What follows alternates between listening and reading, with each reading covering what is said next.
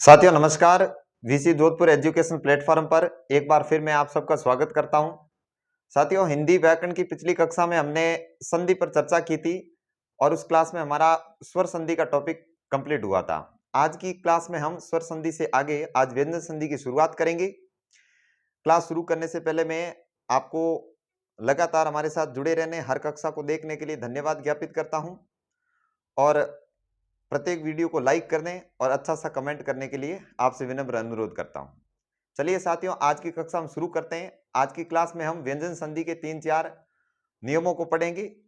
अगर देखा जाए तो व्यंजन संधि के अंतर्गत कोई भी भेदों की संख्या नहीं है, ठीक वैसे ही जैसे कि निश्चित संख्याएं स्वर संधि के भेदों में भी नहीं थी। संधि के भेद कितने हैं, इससे प्रश्न बनता है।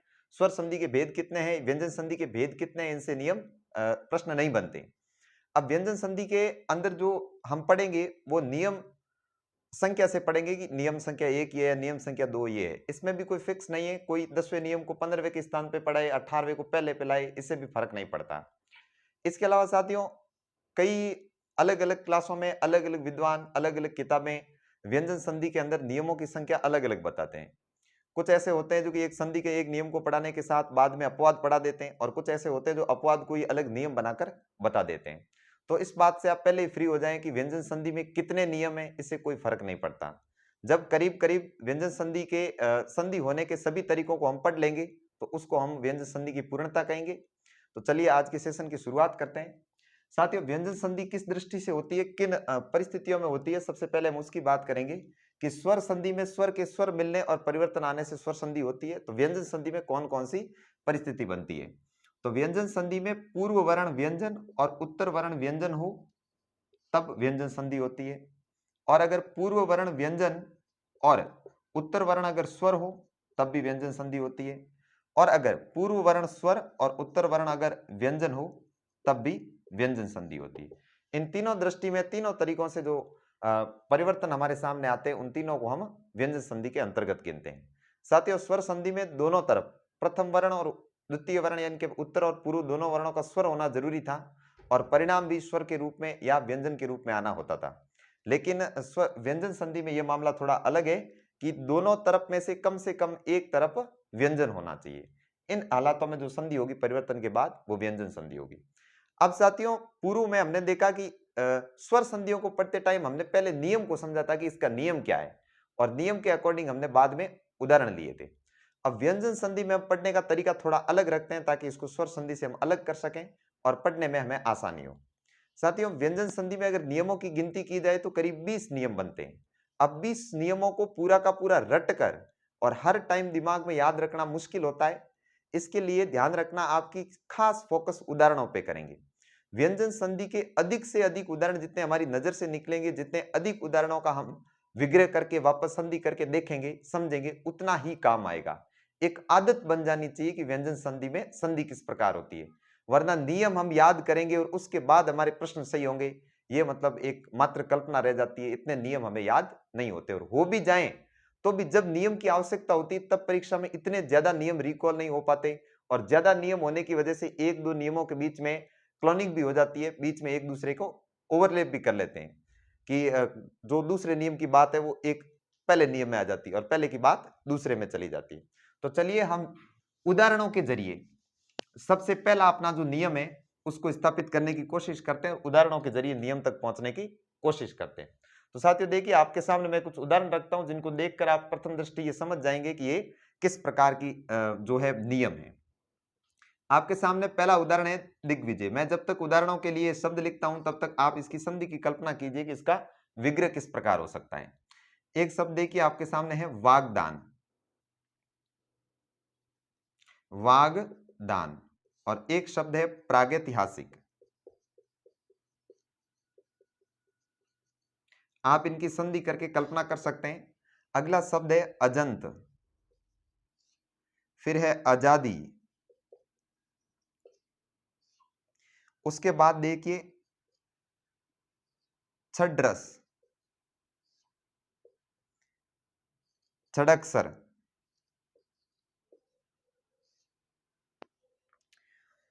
एक बार के लिए इतनी। अब इन नियमों के अंदर, इन उदाहरणों के अंदर आप देखिए कि संधि करने का प्रयास कीजिए। यहीं से जो है व्यंजन संधि जो है हमें समझ में आना शुरू होगी और यहीं से अपने हम नियम तक पहुंचेंगे। नियम ज्यादा जरूरी नहीं है, उदाहरणों को हम किस प्रकार टैकल करते हैं वो ज्यादा जरूरी है, क्योंकि नियम इतने ज्यादा हैं कि नियम रटकर याद नहीं रखे जा सकते। बस हम इसको नियम एक के रूप में पढ़ेंगे जरूर, लेकिन नियम हम उदाहरणों से स्थापित करेंगे।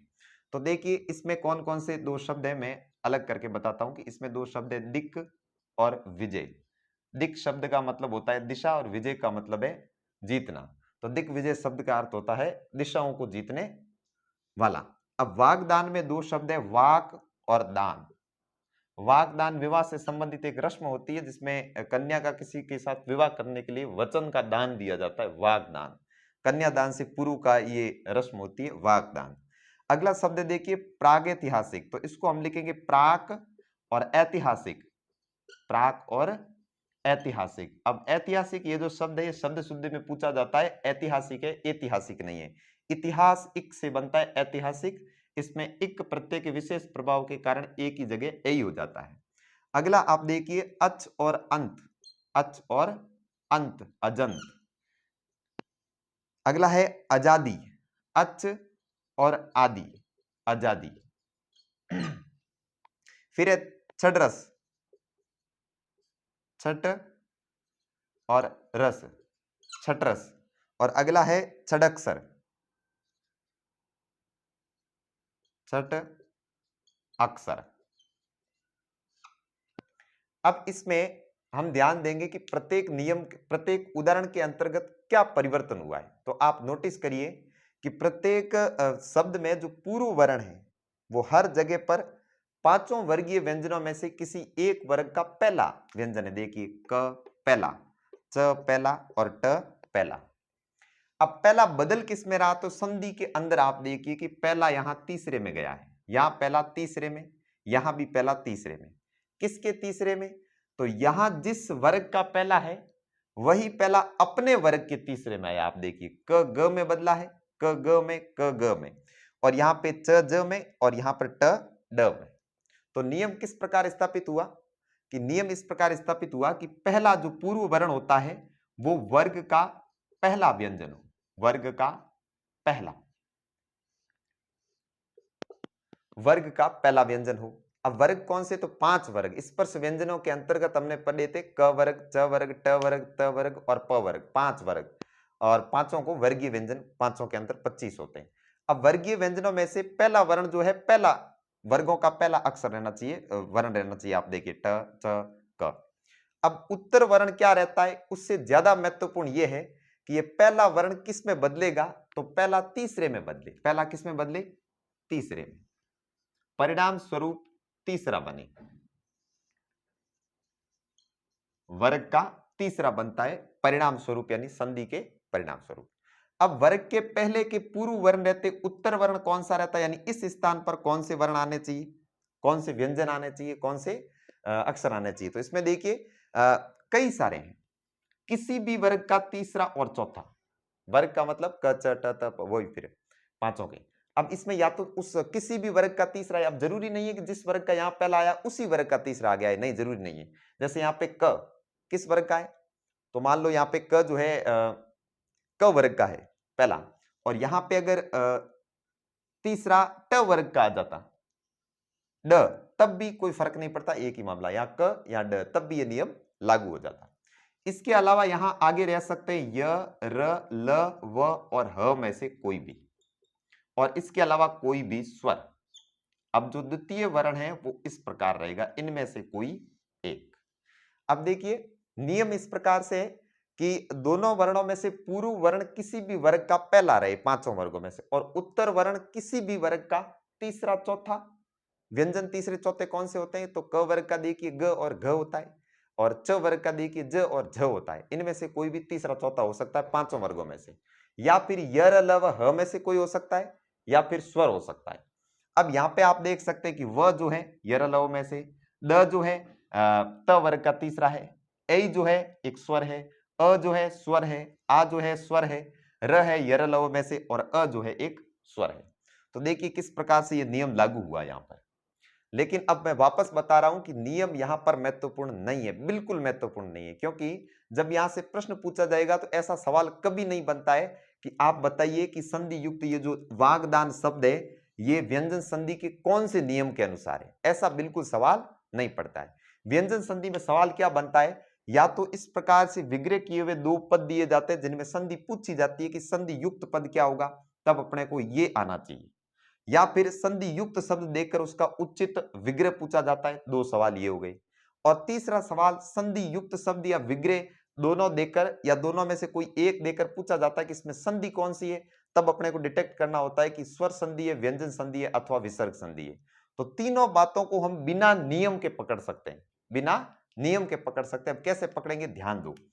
पहले तो अपने को संधि स्थल का पता होना चाहिए कि संधि स्थल कौन सा है। दूसरा, अपने को उसका विग्रह करना आना चाहिए। विग्रह करना आने में संधि के नियम का ज्ञान होना जरूरी नहीं है, आदत होनी चाहिए बहुत सारे उदाहरण करने की, तो इससे यह पता चल गया। और तीसरी बात, जब हमने इसको विग्रह कर दिया तो हमें पता चल जाएगा कि इस तरफ एक व्यंजन है और इस तरफ एक व्यंजन है, जरूरी नहीं है इस तरफ व्यंजन इस तरफ स्वर, या इस तरफ स्वर और इस तरफ व्यंजन है, कहीं पर भी एक व्यंजन दिख रहा है दोनों में से, तब हम पता लगा लेंगे कि यह व्यंजन संधि का उदाहरण है।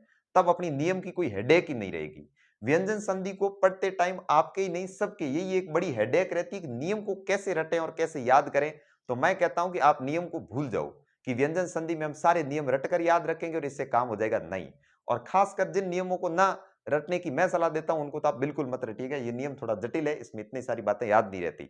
अभी तक तो याद रह जाएगी, लेकिन जब हम अगले नंबर 2 नियम की बात करेंगे तब बिल्कुल आपको याद नहीं रहेगा। इस बात की गारंटी समझिए आप। 20 नियम है व्यंजन संधि के अंतर्गत और याद नहीं कर सकते, हम रट नहीं सकते। इसके लिए आप यहां आइए। इस नियम के अनुसार क्या हो रहा है कि प्रत्येक वर्ग का जो पहला अक्षर है अपने ही वर्ग के तीसरे में बदल रहा है। तो आप जब ऐसी संधि देखो और आगे इनमें से कोई ऐसे शब्द देखो इस नियम के अनुसार, तब इस पहले को अपने वर्ग के तीसरे में डाल देना। ध्यान रखना कि किसी और वर्ग के तीसरे में ना डाल दो। जैसे यहाँ पे क देखा और यहाँ पे द देखा, तो आप ऐसा नहीं कि क को द वाले वर्ग यानी त था द तीसरा है, तो ऐसा नहीं कि आप वाद दान कर दो। वाद दान मत करना, इसका वागदान ही करना है, क्योंकि पांचवे में जाओ चाहे तीसरे में जाओ, जाएगा कौन सा, पूर्व वर्ण। इस बात का ध्यान रखो। अब ऐसे जितने ज्यादा उदाहरण हम सॉल्व करेंगे उतना ज्यादा फायदा होगा। अब देखो, इसमें हमें एक तो दिक और एक ये वाक, दिक वाक प्राक, ये शब्द बार बार इसके अंदर देखने को मिलेंगे, जिसमें पहला तीसरे में जाता है उसमें भी, और पहला पांचवे में जाएगा जो कि इससे अगला हम पढ़ेंगे उसमें भी। प्राक, दिक और वाक ये हमें बार बार देखने को मिलेगा। अच अच ये भी बार बार, और ये छठ ये भी बार बार। ये मैं उदाहरण यूनिक लेकर आया हूं ताकि आपको आगे के इस तरह के उदाहरण देखने को मिले दूसरे, तब भी आप उनको झट से कवर कर पाए। अब देखिए, हमने 3 वर्गों की बात की, क वर्ग का हो गया, च वर्ग का हो गया, ट वर्ग का हो गया। आगे के 2 वर्गों के और उदाहरण हम लिखकर उनको इस प्रकार से करके देखते हैं कि हमें नियम की आवश्यकता नहीं है, हम उदाहरणों को सॉल्व करते हुए पूरी की पूरी व्यंजन संधि को समझ लेंगे। और इक्का दुक्का अगर कोई उदाहरण है विशिष्ट प्रकार का जिसमें हमें नियम रटने की जरूरत है, तो उसमें मैं आपको विशेष संकेत दे दूंगा कि आपको उसको याद रखना चाहिए। अब देखिए, मैं आपको और उदाहरण बताता हूं। एक है सन्नारी, एक है सन्मार्ग, नहीं 5वें के उदाहरण लिख दी, सॉरी, ये 5वें के हो गया जो कि दूसरे नियम में आप पढ़ेंगे, इसके नहीं। इसमें देखिए आप, इस प्रकार के नियम हैं, जैसे अपने को त का बनाना है तो जगदम्बा, या फिर इसको जगदम भी करते हैं, शुद्ध शब्द है संस्कृत का जगदम्ब। और इसके कौन से हो सकते हैं, तो देखिए सदयोग। और इसके कौन कौन से उदाहरण कर सकते हैं, तो एक आता है बहुत ही विशिष्ट उदाहरण है उद्यान। इसके बारे में हमने पहले बात की थी कि ये ध नहीं है, ये द है, इसमें द और य का योग रहता है संयुक्त व्यंजनों की तरह। और फिर किसके रहते हैं, तो देखिए एक आता है शब्द उदाहरण, जिसके बारे में हमने शब्दों की शुरुआत करते टाइम संधि करके देखी थी। एक है अब्ज, और एक अब्द भी हो सकता है जिसका अर्थ होता है वर्ष। अब्ज का मतलब अप में जन्मने वाला, यानी कि पानी में जन्म लेने वाला कमल। एक हम शब्द करते हैं सुबंत, सुपअंत। अब इन उदाहरणों को वापस देखिए आप, इनमें आपको पंच तृतीय वर्ण देखने को मिलेगा संधि स्थल पर।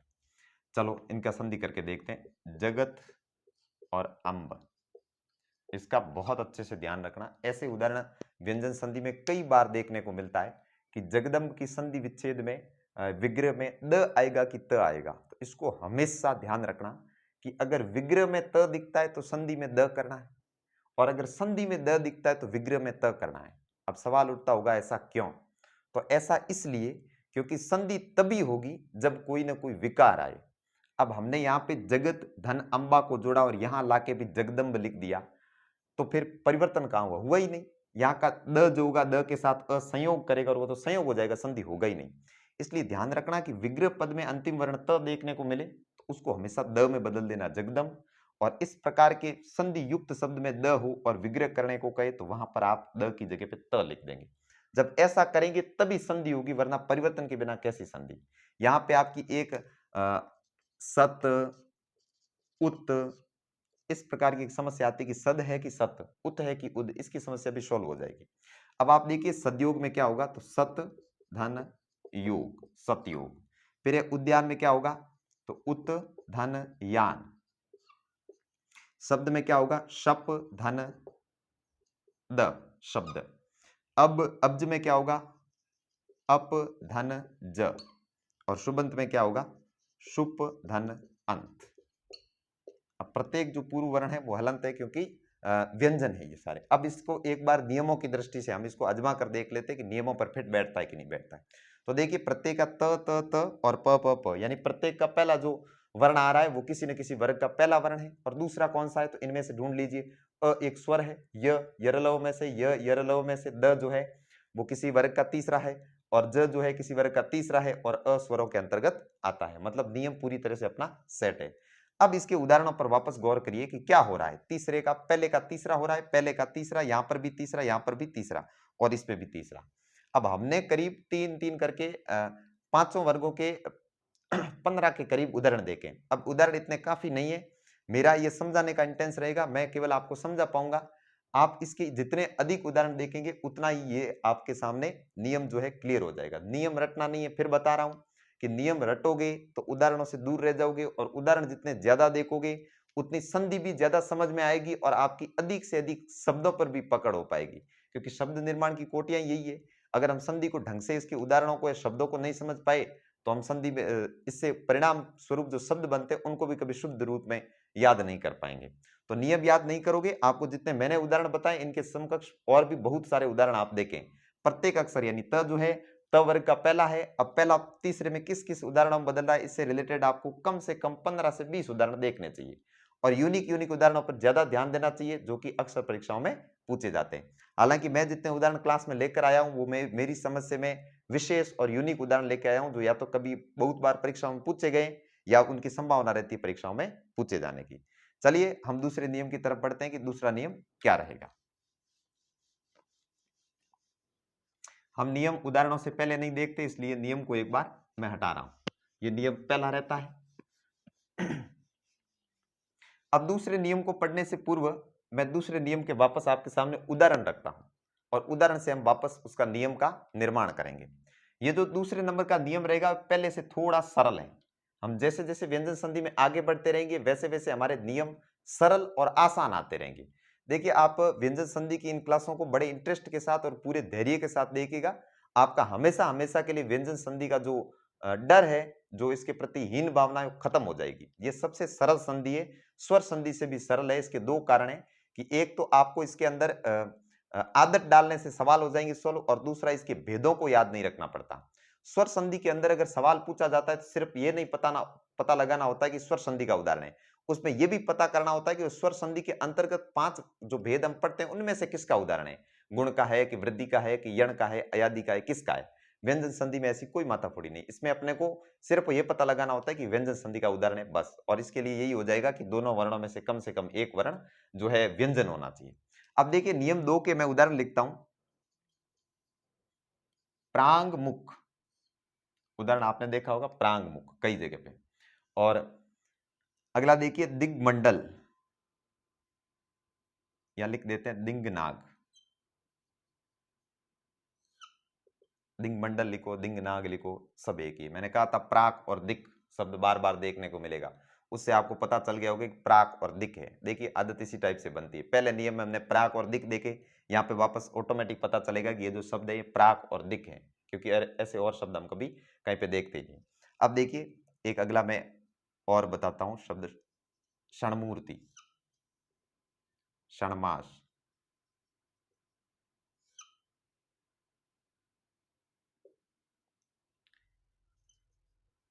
सन्नारी, सन्मार्ग।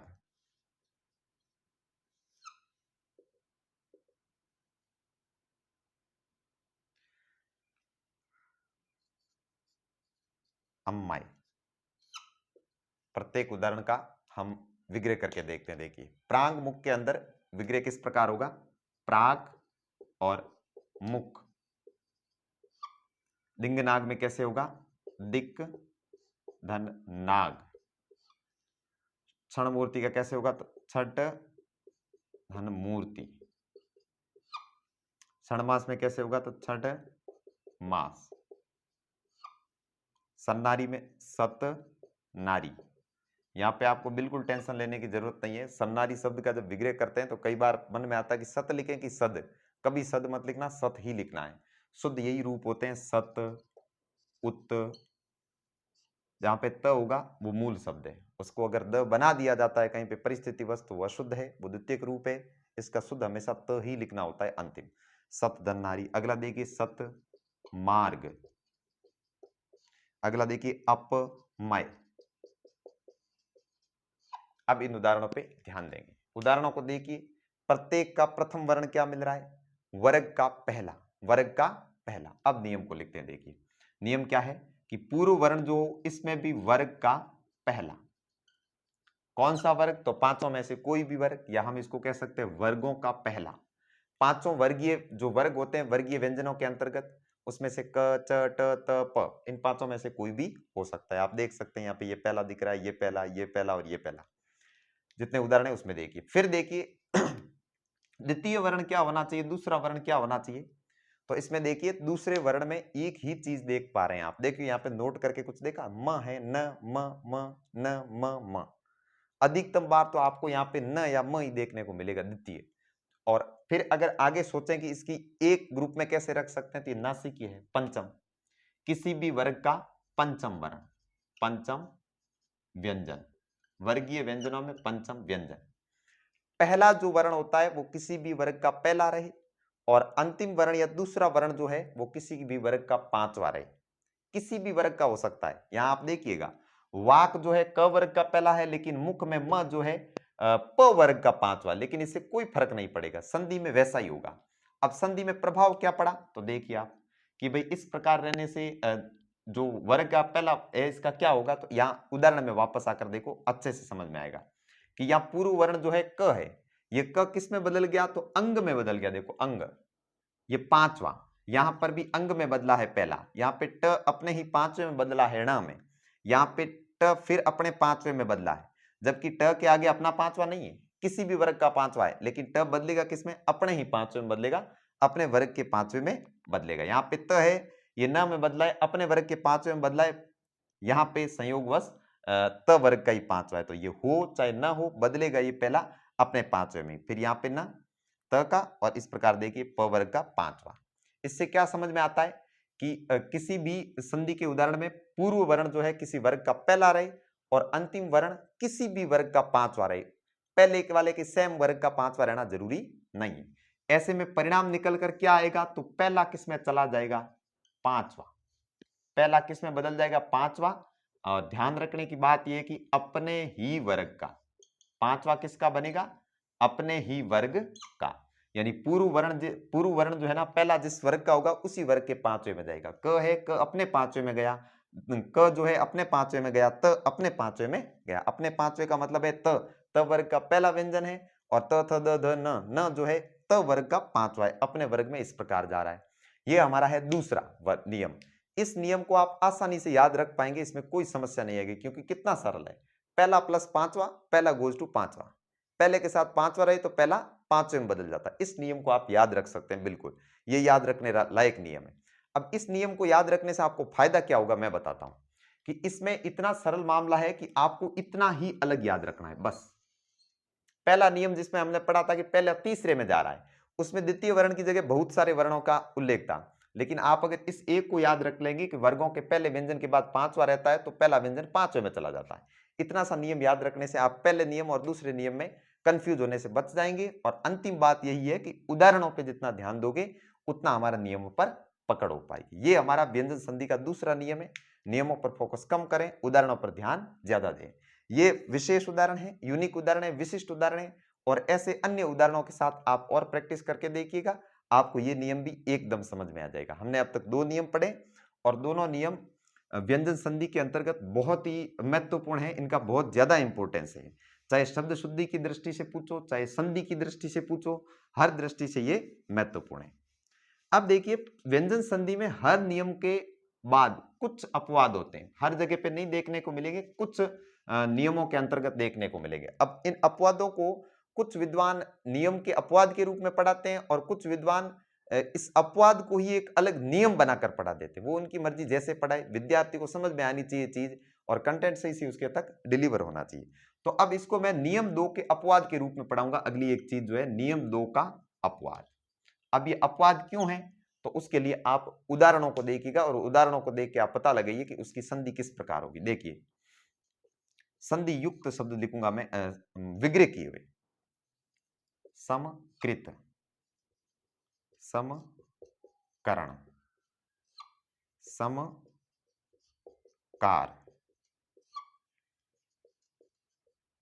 समकर्ता,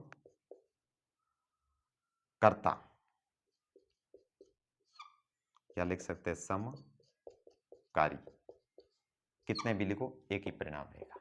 अब जहां तक मैं सोचता हूं आप में से 90% स्टूडेंट इसको कर लेंगे कि इसमें संधियां कौन सी होगी, इसका संधि युक्त शब्द क्या बनेगा। तो अब देखिए, पहले संधि युक्त शब्द बनाने से पहले रुक कर इधर देखिए कि यहां पे हमें कौन सा वर्ण देखने को मिल रहा है, 5वां वर्ण, और 5वें वर्ण के आगे अपने को कौन सा वर्ण देखने को मिल रहा है, पहला वर्ण। हालांकि उस नियम के अनुसार यहाँ पे 5वां वर्ण होना चाहिए, वरना 5वां नहीं होगा तो ये इसको अपवाद के रूप में हम नहीं लेंगे। लेकिन इसको एक अलग नियम बनाकर पढ़ने से बेहतर है कि इसको एक अपवाद का नाम देकर अगर इसके साथ पढ़ लें तो अपना कंफ्यूजन यहीं पर दूर हो जाएगा। और ऐसे और भी कई सारी ट्विस्ट वाली चीजें हैं जो व्यंजन संधि में आगे आती रहेगी।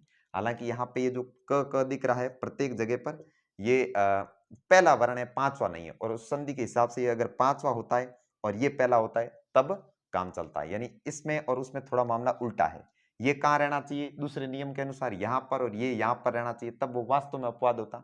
लेकिन अगर इसको हम अपवाद में लेके या फिर नियम 3 में भी, आप अगर चाहे तो इसको नियम 3 लेकर भी देख सकते हैं, उससे कोई फर्क नहीं पड़ता है। महत्वपूर्ण चीज क्या है कि ये नियम कहना क्या चाहता है, उसको ध्यान में रखना है। अब यहाँ पे इसका जो नियम बनता है बहुत बढ़िया नियम बनता है, इंटरेस्टेड है, परीक्षाओं की दृष्टि से बहुत काम का है, तो उसको आप देखिए इधर कि क्या है ये। अब होता यह कि सम उपसर्ग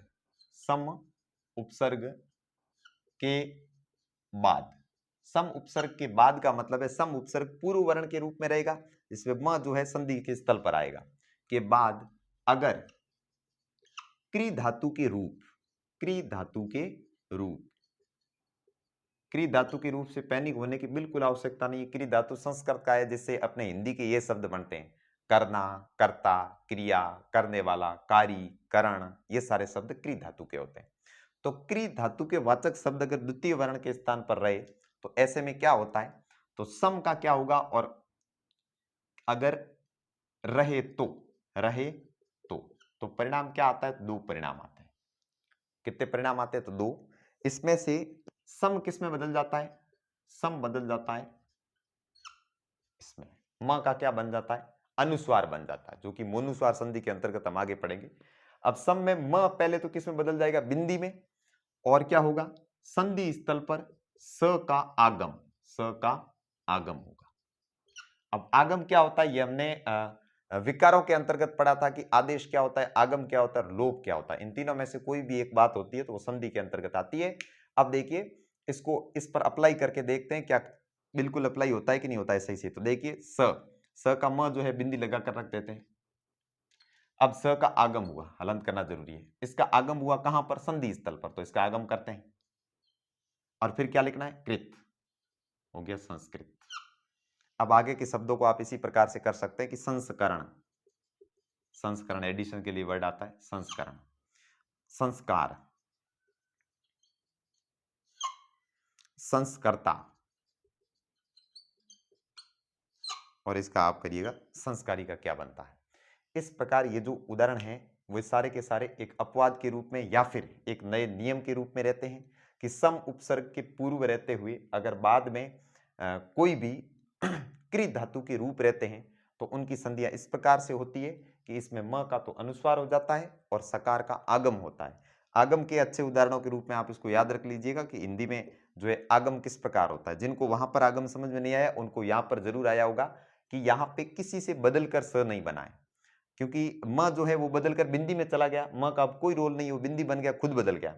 अब स आया कहां से, तो स का आगम हुआ है, किसके लिए हुआ है, उच्चारण की सुविधा के लिए, कि आप इसको बोलकर देखिए संस्कृत, बड़ा मुश्किल होता है बोलना, जबकि संस्कृत बोलो तो उच्चारण की दृष्टि से बहुत ही सुविधाजनक है। देखिए साथियों, इसके साथ अपना ये नियम पूरा होता है। अब इसके इसी नियम के साथ इसके मिलता जुलता एक अच्छा सा नियम और है जिसको हम पढ़ लेते हैं इसी के साथ। इसकी जगह से नंबर 4 लगा लेना आप यहां पर, हम नियम 4 बना देते हैं, इसको कोई फर्क नहीं पड़ना है, चाहे नियम बनाए चाहे अपवाद के अंदर पड़े, कोई फर्क नहीं पड़ता इससे। अब यहां पे क्री धातु ही रहेगा। अब बदलाव में क्या आएगा, बदलाव में भी थोड़ा अंतर आएगा। अब इसमें क्या है, इस नियम में नई चीज क्या है, उसके लिए आप पहले उदाहरणों को देखेंगे। उदाहरण पहले, नियम बाद में, व्यंजन संधि में। आप अगर इस बात पर ध्यान देंगे तो ना तो आपको बोरिंग लगेगी और ना ही ज्यादा भारी लगेगी। अब इसमें क्या है, बार बार परि उपसर्ग रहेगा, जहां पे पहले सम उपसर्ग था वहां बार बार परि उपसर्ग रहेगा। और उत्तर वर्ण क्या रहेगा, उत्तर वर्ण फिर क्रि धातु के रूप, कार, करण, कर्ता, कार्य या फिर क्रिया। परि उपसर्ग पूर्वक उत्तर वर्ण के क्रि धातु का रूप रहने पर क्या होता है, तो यहां पर भी पूर्व वर्ण के पहले वाले की तरह उदाहरण होंगे। जहां तक मेरा अनुमान है, इस बार भी आपने इनके उदाहरणों का पता कर लिया होगा कि इनका संधि क्या बनेगी। अब इसकी संधि क्या बनेगी, उससे पहले अब नियम पर चलिए कि परि उपसर्ग के पूर्व रहने और उत्तर में क्रि धातु के रूप रहने पर कितने परिवर्तन आते हैं, तो यहां पर एक परिवर्तन आएगा। उसमें म का अनुस्वार बना था, यहां पर म नहीं है, इस बार सिर्फ और सिर्फ स का आगम होगा। और कौन सा स, ये वाला स, श स स, ये वाला षटकोण वाला, इसका आगम होगा सिर्फ और सिर्फ। अब आगम कहां होता है, तो हमेशा ध्यान रखना, आगम संधि स्थल पर ही होगा और कहीं पर नहीं। तो अब इस पर संधि स्थल पर आगम करके देखिए आप, शब्द बनता है परिष्कार। कार अपनी जगह पे, परी अपनी जगह के बीच में आकर गोंद घुसा, ये वाला, तो इसका क्या हुआ, आगम। अब बाकी वालों का आप देखिए, इसका इस प्रकार बनेगा परिष्करण, और इनके आप बनाइए कैसे बनता है, परिष्कर्ता और परिष्कारी। इस प्रकार आज अपने व्यंजन संधि के 4 नियमों को देखा है। चारों मोस्ट इंपोर्टेंट है, जहां पर मेरी दृष्टि जाती है। पूर्व के जो 2 नियम थे, जिसमें पहला 5वें में गया था और पहला तीसरे में गया था, ये पहले और दूसरे नियम रहे थे। और उसके बाद एक सम उपसर्ग का और एक परि उपसर्ग का मामला हमने देखा कि सम उपसर्ग और परि उपसर्ग जुड़कर, या ये किसी क्रि धातु के से बने हुए वाचक शब्द के साथ जुड़कर कौन सा नया रूप प्रदान करते हैं, ये बहुत महत्वपूर्ण रहता है। अब अगर ऐसे उदाहरण आपको दिए जाएं और इनमें पूछा जाए सम और परि वाले में कि इसमें संधि कौन सी है, तो व्यंजन संधि है, और इसका विग्रह कैसे होगा, तो आपको ऐसे विग्रह करना है। और अगर विग्रह देकर संधि युक्त शब्द पूछे तो ऐसा करना है। अब इसमें आप याद रखने की दृष्टि से इसको ध्यान में रखना कि परि के साथ ये आता है और सम के साथ ये आता है। परि के साथ ये वाला और सम आएगा तो ये वाला स का आगम होगा, सम के मामले में इसका होगा। इसको आप अपने हिसाब से याद कर सकते हैं। अगर ऐसे करेंगे तो स इधर भी है और इधर भी, सड़क वाले दोनों याद रह जाएगा। और परि ये प की तरह लिखा जाता है, और ये स भी, ये परि प और ये स जो है प की तरह लिखा जाता है कि इस स्थिति में इसका आगम होगा और इस स्थिति में इसका आगम होगा। इसके साथ अपने व्यंजन संधि के आज 4 उदाहरण पूरे हुए। आशा है कि आपको इन चारों को समझने में कोई दिक्कत नहीं आएगी होगी, आप अच्छे से समझ पाए होंगे। देखिए साथियों, ट्रेडिशनल तरीके से अगर व्यंजन संधि के केवल नियम रटा रटा कर आपको उदाहरण करवाए जाए तो मैं जानता हूं उसका कोई आउटकम्स मिलने वाला नहीं है। मेरी सलाह फिर ये रहेगी कि आपने नियमों को मेरे साथ अच्छे से समझा है। नियम जरूरी नहीं है, उदाहरण जरूरी है। संधि होती कैसे, संधि युक्त शब्द में क्या परिवर्तन आता है और उसका विग्रह कैसे किया जाना, ये सबसे ज्यादा जरूरी है। नियम रटना जरूरी नहीं है। और नियम आपको याद कौन से रखने, जो बहुत छोटे हैं। पहला नियम बड़ा था, काट दो उसको, हिस्ट्री से ही, आपको याद नहीं रखना है, सिर्फ उसके उदाहरणों पर पकड़ रखो। जितने ज्यादा उदाहरण याद करोगे, जितने ज्यादा उदाहरणों को सोल्व करोगे, याद नहीं करना, उतनी ही आपकी व्यंजन संधि को करने की आदत विकसित होगी। और आदत ही आपके प्रश्न सही करवाएगी। नियम रटना कभी प्रश्नों को सही नहीं करवा पाएगा। यही प्रॉब्लम होती है कि व्यंजन संधि के 20 नियमों से हम डर जाते हैं। इतने सारे नियम मैं कैसे कर पाऊंगा, नहीं, ये सारी चीजें जितने अच्छे से करेंगे उतनी शब्द संपदा पर हमारी मजबूत पकड़ होगी और भाषा को हम वास्तव में पकड़ पाएंगे। तो इसके साथ मैं आज की क्लास को समाप्त करता हूं। पूरी कक्षा देखने के लिए धन्यवाद। लाइक करें और कक्षा कैसी लगी इस संबंध में अच्छा सा कमेंट छोड़ें। मिलते हैं अगली कक्षा में जिसमें हम व्यंजन संधि के अगले नियमों की चर्चा करेंगे। तब तक के लिए धन्यवाद।